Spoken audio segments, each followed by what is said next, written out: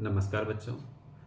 आज हम RBSC 10th class Hindi विषय के बोर्ड के पेपर के बारे में महत्वपूर्ण जानकारी एजे स्टडी क्लासेज चैनल के माध्यम से शेयर करेंगे। बच्चों, जैसा कि आपको पता है, आपका पेपर का समय 3.25 घंटे है। इस 3.25 घंटे को हम कैसे मैनेज करें, इसके बारे में मैं आपको बताना चाहता हूँ। सबसे पहले जो 15 मिनट आपको मिलेंगे पेपर रीडिंग के लिए, या उसको हम कैसे मैनेज करें, तो उसके लिए केवल हमें 10 मिनट पेपर रीडिंग के लिए देने हैं और बचे हुए 5 मिनट में जितना हो सके हमें ऑब्जेक्टिव क्वेश्चंस फिलअप्स को टिक करके रखना है।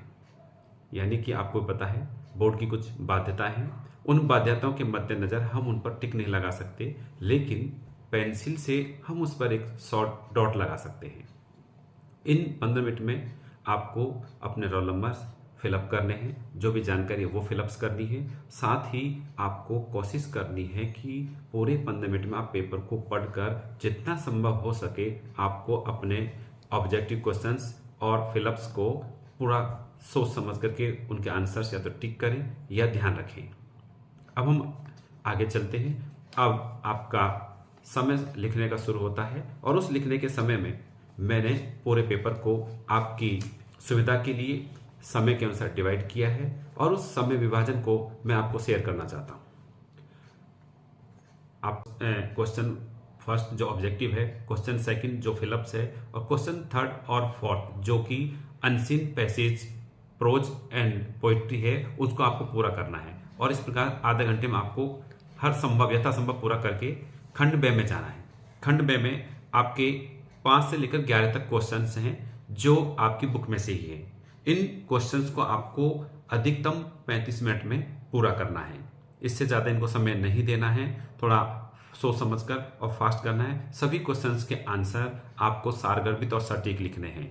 इसमें आपकी शब्द सीमा भी है और ये शब्द सीमा 40 शब्द से ज़्यादा नहीं है। तो इस 40 शब्द का मतलब हो गया कि आप 3 से 4 लाइन लिख सकते हैं।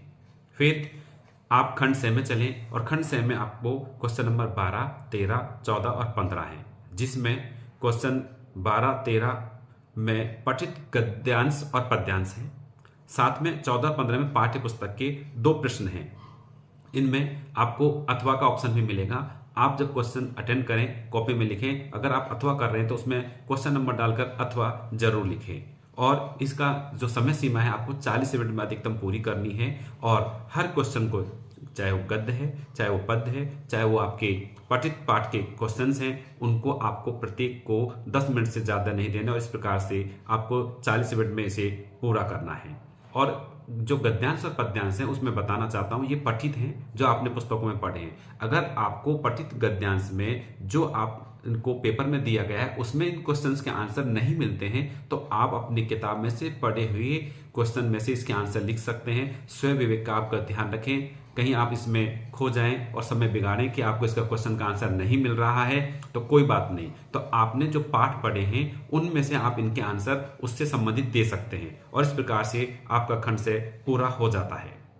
फिर खंड दे आता है जिसमें आपके 2 क्वेश्चन बड़े हैं, 16 और 17, जो कि आपके पाठ्य पुस्तकों में से है, और 18 आपका क्वेश्चन नंबर है वो निबंध है, 19 में पत्र है और 20 में आपके विज्ञापन हैं। तो इन में भी 16 और 17 जो क्वेश्चन हैं जो कि पाठ्य पुस्तक के हैं, उसमें आपको दोनों क्वेश्चन को 20 मिनट से ज़्यादा नहीं देने हैं। जो निबंध है उसमें भी आपको 20 मिनट से ज़्यादा नहीं देने हैं। पत्र में 10 मिनट से ज़्यादा नहीं देने हैं। और अंतिम जो क्वेश्चन है 20 विज्ञापन है, उसमें भी आपको 10 मिनट से ज़्यादा का समय नहीं देना है।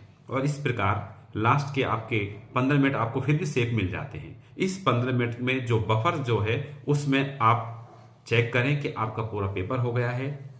अगर नहीं हुआ तो उसे पूरा करें, या कोई क्वेश्चन छूट तो नहीं गया है उसे देखें और आप इसको प्रॉपर रूप से चेक करें। तो इस प्रकार से आपके उन 15 मिनट में आप पूरा पेपर चेक कर सकते हैं और इस प्रकार आपका पूरा पेपर एक समय सीमा में ध्यान में रखते हुए, शब्द सीमा का ध्यान में रखते हुए आप सभी के उत्तर सटीक और सारगर्भित लिखें और इस प्रकार आपका पेपर बहुत अच्छा होगा, ऐसी मैं आशा रखता हूं।